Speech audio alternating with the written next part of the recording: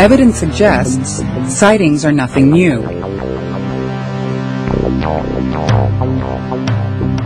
20 to 30,000 years ago, people drew remarkably accurate representations of mammoths, boars, and other animals on the walls of caves in what is now southern France and northern Spain.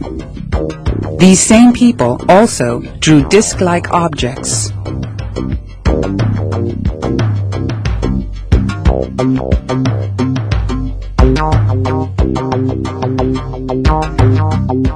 French archaeologist Leroy Guéret catalogued these drawings. Here are some isolated images.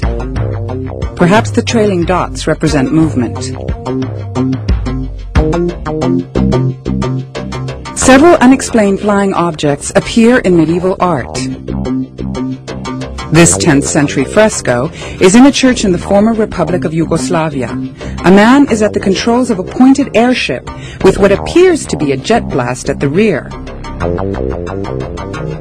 This French token, minted in the 1680s, seems to show a circular object floating in the sky. Italian friar Filippo Lippi painted this exquisite depiction of the Madonna, Jesus, and St. John, circa 1500 AD. It hangs today in the Palazzo Vecchio Gallery in Florence, Italy. Over the Madonna's left shoulder flies an unidentified object. A man and his dog watch from below.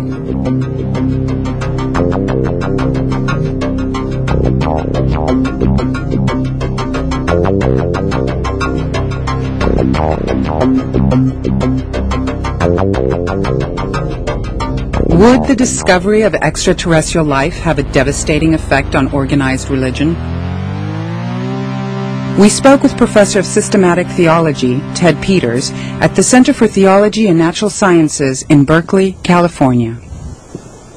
My answer to that is no, it would not. But it's an important question because there's a lot of disinformation about this being spread from two sources. And the first source is your kind of radical secular scientists who want to continue to believe the myth that religion is fragile, that religion is dogmatic and narrow, and so they tell this false information that religion is centered on earth, it's centered on the human race, and Carl Sagan would be a good example of someone who perpetuated this belief because it always makes the scientist look like the great intellectual savior and that anybody who's religious is neurotic. Well, this is a complete misreading of both religion and history. This issue was debated in ancient Greece even before the Jews and the Christians come on, between the atomists on the one hand who argued that there were many worlds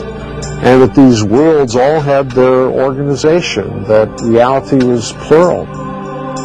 When you get to Aristotle, who's really one of the dominant philosophers of ancient Greece, he says, no, there can only be one world, and he argued on the grounds of perfection, that perfect things are simple and they're unitary in character.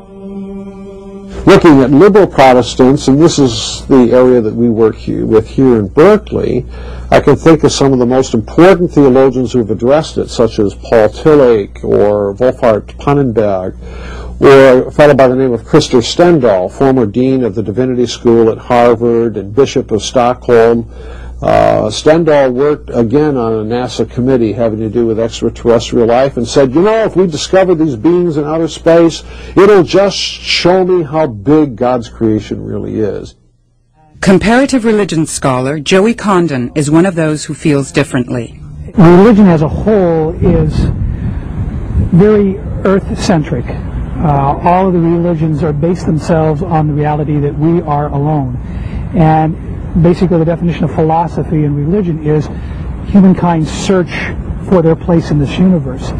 But in many ways that's not accurate because it's not the universe, it's this earth. The reality is that if an alien force comes here, the question naturally is, do they have a soul? Do they have a spirit? Theologically, within the Christian circles, that would next lead the question, did Christ have to die for them? Is original sin present in their being? If not, then do they have a soul? What are they?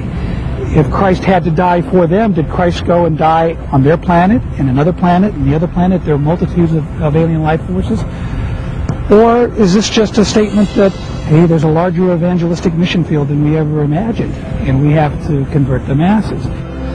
The larger philosophical issue is, what about morality? What about politics? What about the way we get along as beings? Would they have discovered principles of harmony? Would they have as much crime as we do? Would they have the passions of jealousy and envy and the things that cause so much destruction? Most of our theology and philosophy is not broad enough even to accept other faiths and other races within our own human family. I think we've seen that in the centuries of religious experience, that we have had not as much tolerance as the man from Galilee who taught tolerance. Yet we have not had that amongst our fellow human beings. What then are we going to do with alien life forces?